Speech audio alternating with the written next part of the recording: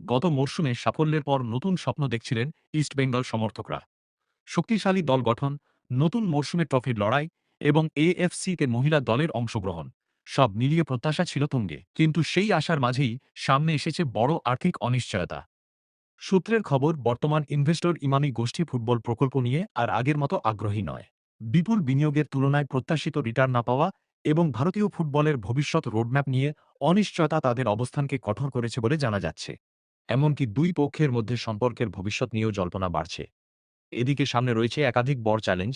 পুরুষ দলের পাশাপাশি মহিলা দলের এএফসি অভিযান, যুব দল ও বিভিন্ন বয়সভিত্তিক প্রতিযোগিতার জন্য প্রয়োজন উল্লেখযোগ্য অর্থ বিনিয়োগ।